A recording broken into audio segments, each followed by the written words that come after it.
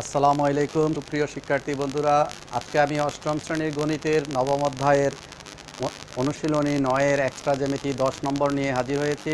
এই এক্সট্রা জ্যামিতি 10-এর সাধারণ নির্বাচন হচ্ছে বন্ধুরা, আমরা দেখতে পাচ্ছি এটি এক্সট্রা জ্যামিতি 10। আমরা সাধারণ নির্বাচন বলছি, শুনো, মনে দেওয়া আছে আর কি, মানে ওখানে সাধারণ নির্বাচনের প্রশ্নটা যেভাবে আছে আমি এখানে প্রমাণ করতে হবে যে শুধু প্রশ্ন থেকে এটা তুলে দিয়েছি।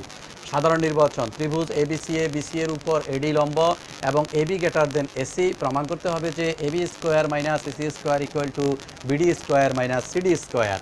এই সাধারণ নির্বাচন বোঝার পরে আমরা মানে সাধারণ নির্বাচন অনুসারে ছবিটা এঁকেছি, মানে একটা ত্রিভুজ বলেছে এবিসি, এই জন্য এবিসি এঁকেছি। বলেছে যে এমনভাবে আঁকো এবি গ্রেটার দেন এসি হয়, এই জন্য এবিটা বড় রেখেছি, এসি বাহুটা একটু ছোট রেখেছি, এই কলা কৌশল করে এঁকেছি। এরপরে বলছে বিসি এর উপর এডি একটা লম্ব হবে, এই জন্য বিসি এর উপর এডি একটা লম্ব এঁকেছি। এই কারণে এই ছবিটার চিত্রটা এরকম এসেছে। এবার বিশেষ নির্বাচনটা এখানে প্রশ্নে সুনির্দিষ্টভাবে সব নাম উল্লেখ আছে, তাই বলবো দেওয়া আছে। এবিসি একটি ত্রিভুজ, বিসি এর উপর এডি লম্ব এবং এবি গ্রেটার দেন এসি। প্রমাণ করতে হবে যে AB square minus AC square equal to BD square minus CD square. আর এখানে অঙ্কনের বিবরণ নেই, সরাসরি আমরা এখন প্রমাণে চলে আসতে পারি বন্ধুরা। প্রমাণের মধ্যে তোমরা জানো পিথাগোরাসের উপপাদ্যের, এটা পিথাগোরাসের মূলনীতিটাকে কাজে লাগিয়ে এই এক্সট্রা প্রমাণ করা হবে। পিথাগোরাস বলেছিলেন সমকোণী ত্রিভুজে অতিভুজের উপর অঙ্কিত বর্গক্ষেত্র উহার অপর দুই বাহুর উপর অঙ্কিত বর্গক্ষেত্র দ্বয়ের ক্ষেত্রফলের সমষ্টির সমান। অর্থাৎ এবিসি ত্রিভুজের মধ্যে এবি যদি অতিভুজ হয়ে থাকে তাহলে AB square equal to AC square plus BC square, এই সমীকরণ এটাকে কাজে লাগাতে হবে। তাহলে আমরা যেখানে লম্ব হবে সেখানে সমকোণী ত্রিভুজ পাবো, আর সমকোণী ত্রিভুজের মধ্যেই পিথাগোরাসের নীতি কাজে লাগাবো।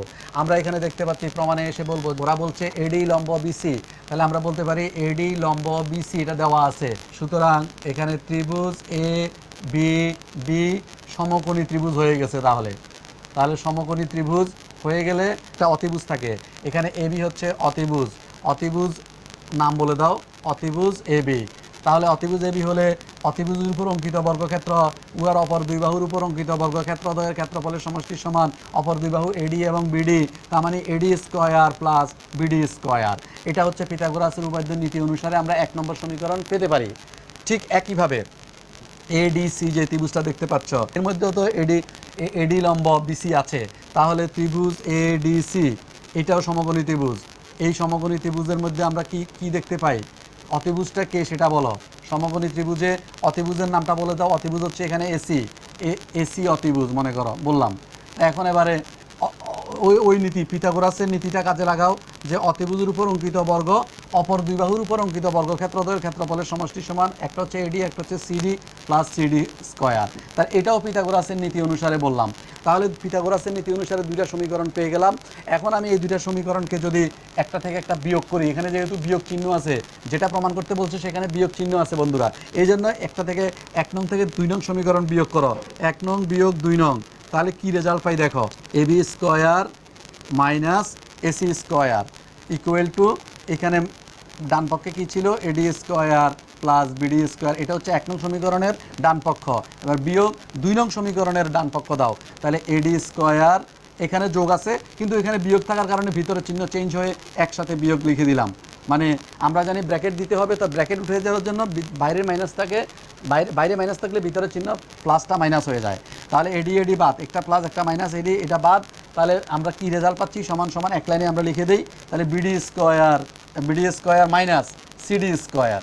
তাহলে বন্ধুরা দেখো, তাহলে এই এডি স্কোয়ার বাদ যাইয়া এখানে BD square minus CD square রয়ে গেল। তার মানে AB square minus AC square equal to BD square minus CD square, যেটা প্রমাণ করতে বলেছিল, এই জিনিসটা প্রমাণ করতে বলেছিল, এইটা প্রমাণ হয়ে গেছে। মানে আমরা এখানে প্রমাণিত লিখলে তো বন্ধুরা তোমরা দেখতে পাচ্ছ না, যে এটা হয়তো খেয়াল করতে পারতেছ না, তারপর আমরা লিখে দিলাম এখানে প্রমাণিত। তাহলে এইভাবে আমরা প্রমাণ করতে পেরেছি, তার মানে এটা প্রমাণ হয়ে গেছে। আশা করি বন্ধুরা বুঝতে পেরেছ। এই উপপাদ্য খুব একটা বেশি কঠিন না, তোমরা যদি বাসায় স্টাডি করো তাহলে আরও ভালো করে এটা রপ্ত করতে পারবা। নিজেকে প্রস্তুত করো, সামনে সৃজনশীল প্রশ্ন আসবে, যাতে করে সব কিছুর আনসার করতে পারো। সেই আশাবাদ ব্যক্ত করে পরবর্তী ভিডিও পরবর্তী এক্সট্রা জ্যামিতি দেখার জন্য আমন্ত্রণ জানিয়ে এখানেই বিদায় নিচ্ছি। সবাই ভালো থাকো, আল্লাহ হাফেজ।